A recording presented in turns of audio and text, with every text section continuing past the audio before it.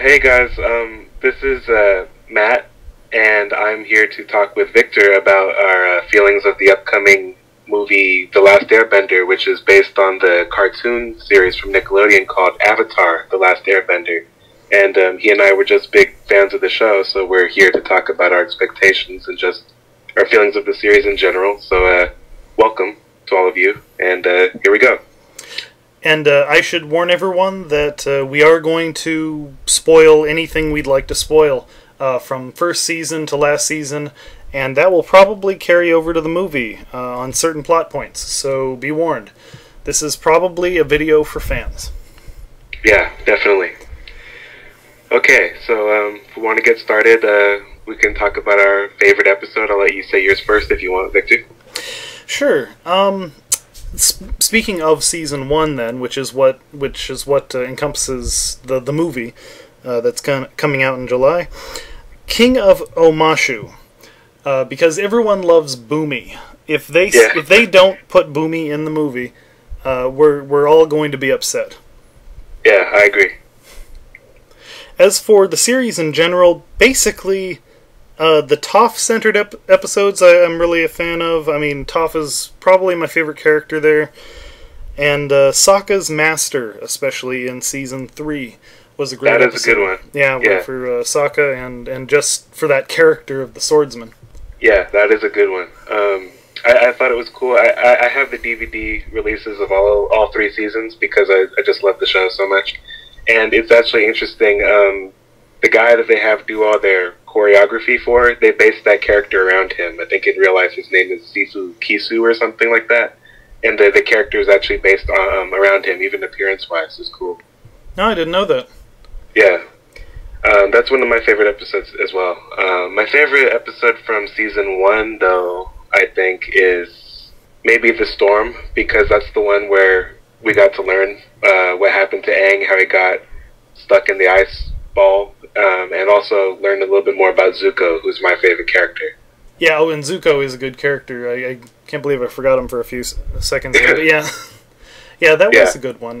The character's story is very epic, and that is something it seems they're going to focus on in the movie. They tend to, obviously, but yeah. Just as for the movie, in comparison into the series, there were a few filler episodes, but every episode presented something that contributed to the main, to the general story. How do you suppose? Do you figure they're going to be able to handle a lot of those details well? You know, culling what they need and using what they need. You know, I think that they will if they focus on which of those filler episodes to borrow from, such things as, you know, certain episodes focused a little bit on things like Katara's necklace, you know, things like that. But then there are certain episodes where I thought, you know, they all contributed a little bit, but some of them were not very important.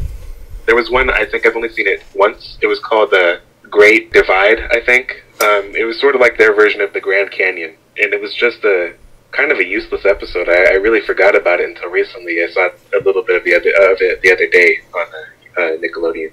Yeah, well, I remember, I can't remember which episode it was, but where they go to see this play based on the entire series, and they made a joke about the Great Divide, I believe. Was that episode from Season 3? Mm-hmm. Towards the end, yeah. Yeah. And yeah, I guess they're that, I should also mention, for me, Season 1 was the weakest, not for like writing or anything, that was all pretty solid, but mainly for the lack of characters. I mean, they're the 3 and a few were introduced, and I really did like how Prince Zuko's storyline kind of went further in the second and third seasons. Yeah, definitely. So there was a lot of establishing in the first one. What did you think? I think I agree with that. Yeah, pretty much to a T. Season 1 didn't have Toph, so that's a detriment, you know, right there. But yeah, all the characters grew. Even people like Sokka grew more, you know, in later seasons. But definitely, Zuko was kind of a one-note bad guy. He had a little bit of history, but they got way more in depth in later seasons. So I thought that was definitely a plus. When I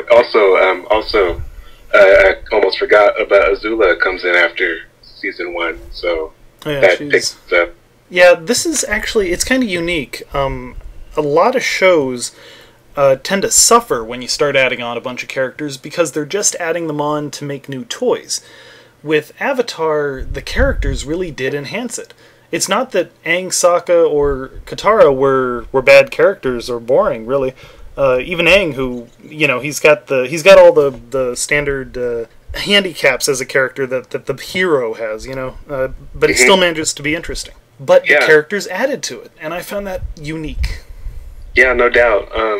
I know what you mean. There are shows where too many characters, you can tell that they're just doing it to be able to make toys, you know, the merchandising, but also they're at the end of their rope, and they need new characters for new stories. But this one, it's a very character-driven cartoon, which is sort of unusual in this, you know, in these days.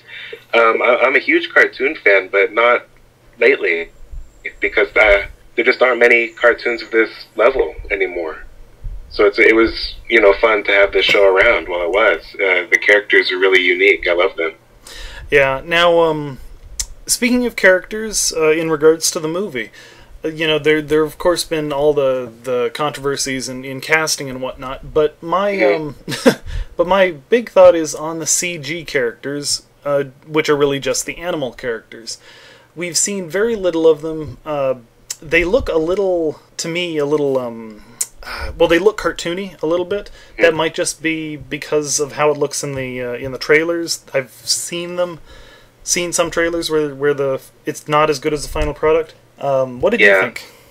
I'm hopeful, I suppose. I'm optimistic that they'll be able to deal with that in a, you know, proper way.